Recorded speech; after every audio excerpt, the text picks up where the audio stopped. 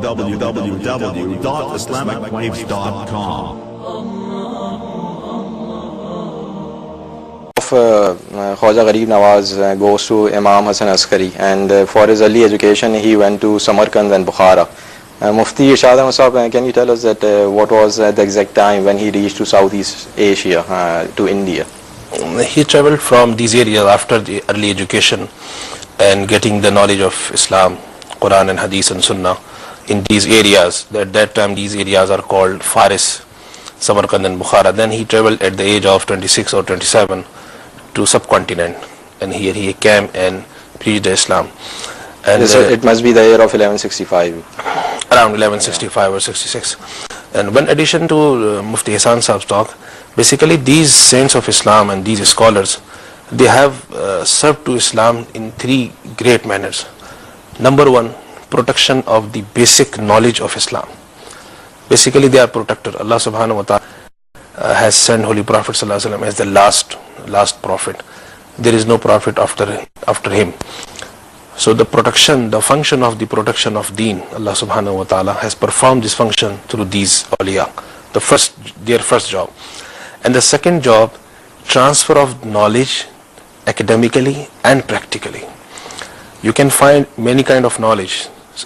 From the area of secretarial you can find knowledge. But if you want to look at the practical application, practical examples, you cannot find even a single example.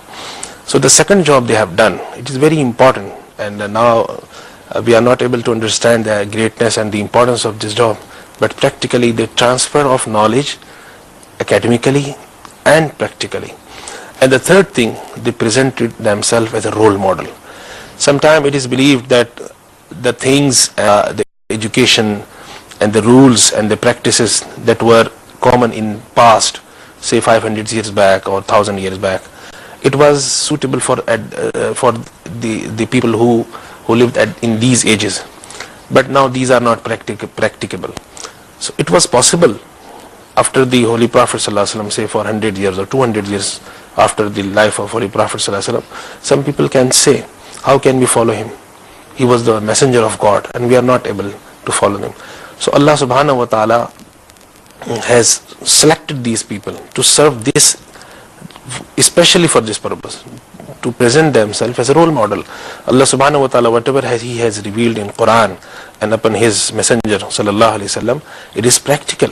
Not only the transfer of knowledge, not only the protection of knowledge, but practical application and practical role model.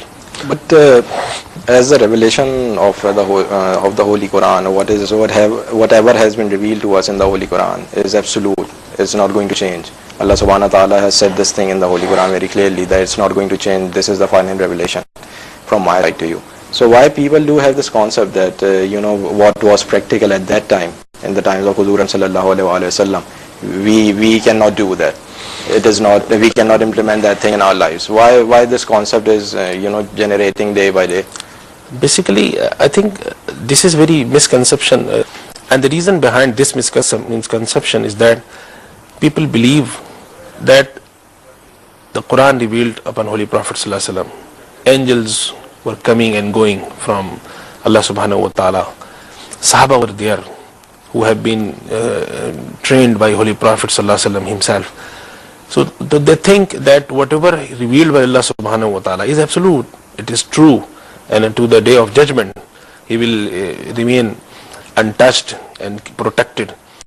But so far as practicality is concerned, like in other religions you can find, so far as the practicality is concerned, people don't like to practice it.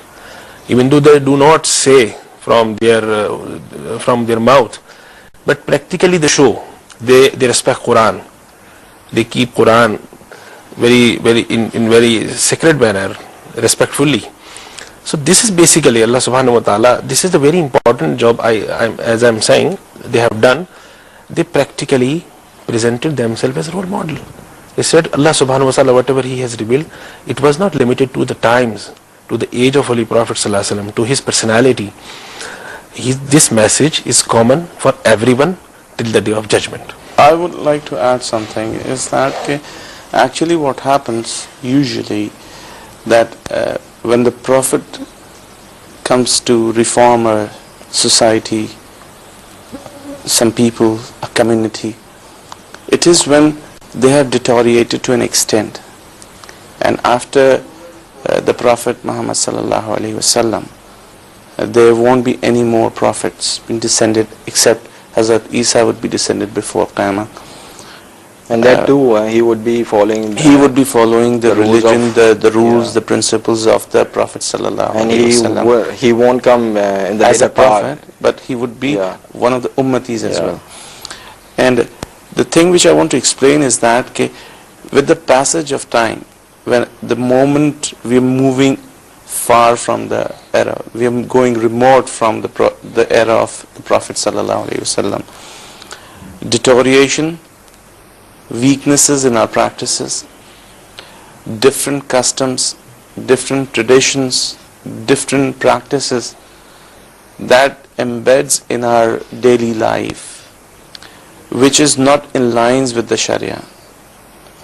Initially when it starts, it's not that much deviated, it's a slight detraction, but gradually it grows and it widens, and it sets apart from the straight path. So that is the reason, and that is the reason of confusion. That Quran, the teachings of the Prophet, the teachings of the Quran is not practicable at this state of time, with the advancement of technology, with the advancement of communication, and all these advancements. They say that the teachings right at the moment are not practical. This is the misconception, because there are two things. They went away from the straight path, deviated, they got distracted, and later on, going away from the time of the Prophet, we are getting remote day by day. So together with all these circumstances, the question arises that the teachings are not practical at this point of time. So here is the role of that saint, or that Sufi, or that awliya, that wali. He helps to guide the people, to show him that it is not like that as you think. It is still practical. It is still able to follow, and you can follow completely. That is the objectivity, the role modeling. There where you see the teachings are exactly practiced as it was taught to the Sahaba. It can be applicable right at this moment.